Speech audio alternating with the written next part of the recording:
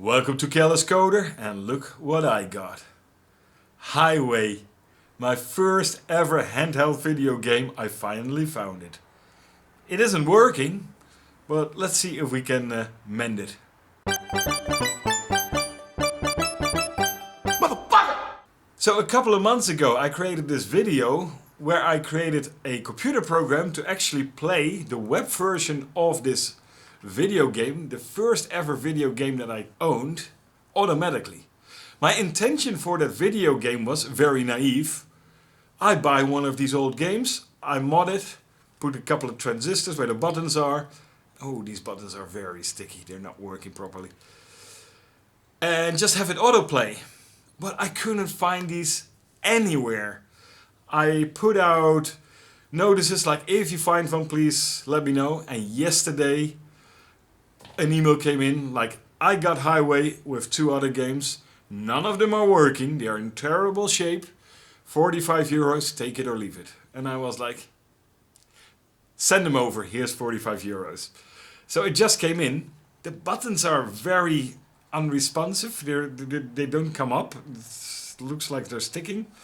And I already took out the battery. And the tab is completely corroded. So let's first open it up and see if we can repair it. I had checked whether it was working with a battery, but no such luck. So first we attack the tabs with some deoxid. Really get to town with it. And look at the Q-tip, how black it is. And even that didn't work, so it was time to actually scrape off the corrosion with an X-Acto knife and then wipe it off again with some deoxid. Now it's time to open it up.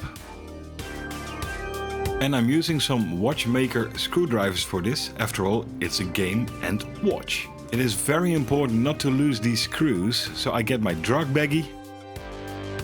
Usually there's cocaine in it, but you know, people, recycle. The head of this screw was already mold, so I couldn't undo it with the little watchmaker screwdriver. So I tried a bigger screwdriver in the hope that I could actually dislodge it, which actually worked.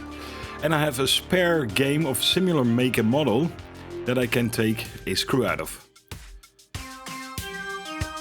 And look at that. One single-sided PCB with a massive glob top on it. Yeah, not really serviceable. And the piezo is on the back, which is also very oxidized. What happened to this machine? I take off the buttons and they are stuck even on there. Stuck with some sticky goo, I don't know what it is, and the tabs are oxidized horribly. Look at those buttons, nice and clean. That is how they're supposed to be, nice and copper. And then look at the buttons for the controls. They actually stick down. That is how bad it is. I don't know what goo it is, but since it's a teenager's toy, maybe I should have worn gloves. I'm going to town with it with some deoxid first and look at the black gunk that comes off. Unbelievable. And you actually see the copper oxide on these traces. And be sure to be careful with the battery clips. When they break, then there is no way to mend them. Then I take out the screen and also give that a wipe down, because there were some very suspicious stains on the screen as well. But you know, they're beautiful hitchhiking women over there, so I can understand why there's some weird stuff gooey on the screen. Now I take some isopropyl alcohol. You can never not have enough isopropyl alcohol, and actually clean the buttons. Clean off that sticky goo and also wipe down the carbon contact.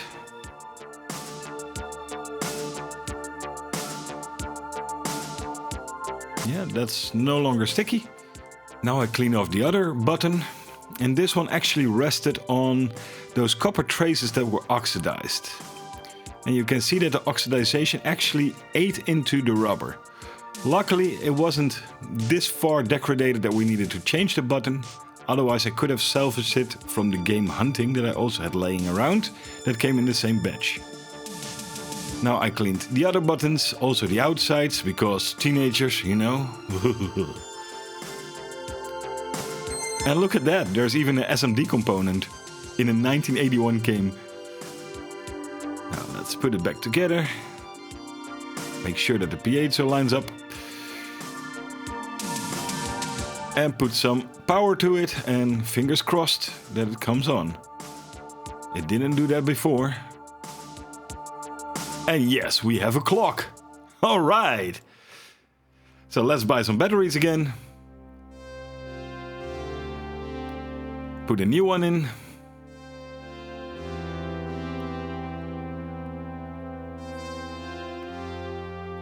And look at that, it's working. But the sound isn't there. I tried toggling on the sound, but the sound isn't working. Bugger. So let's open it up again.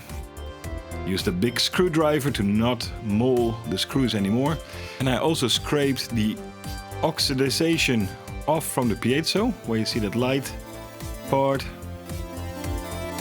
And now I'm pulling up the springs that attach to the piezo just a tiny bit to get more contact. Because it laid very flat as well. So we have a deoxidized piezo, and now actually it has to push down a bit. So I'm sure the contact is good as well. Sound, baby. Yeah, baby. Get in my car. You didn't hear that. So, I notice you are hot. You want to fuck me? No? Then get out of my car. And you certainly didn't hear that. I missed that, bitch. The buttons are nice and responsive, yeah. The screen is working nice. Another hot. Yeah, get in my car, baby. Who is this moron? Oh my god. Guys with big cars got a big, you know, you wanna? No? Then get out of my car! Oh man, that's why the buttons were so sticky. Oh god, I should have worn gloves. I should have worn gloves. So there you have it. Another classic restored. And I'm really happy about this. Because I'm not sure if we could manage it. Because these things are notoriously hard to service. They were made on the cheap. And sure, it is in a bit of a battered condition, but then again, it's almost 41 years old. It's insane. And what we had to do was clean the battery tap. It was so oxidized that even Deoxid couldn't clean it. And after that, at least I got an image, which was already good. And then the sticky buttons that were oxidized completely, we cleaned those up. Then we had a piezo that didn't work because the piezo was completely oxidized and we had to actually scrape it clean and then extend the springs in order to make contact again. And then also the sound worked. I'm so happy about this. This is unbelievable. Yeah. So I hope you learned something and see you in the next one.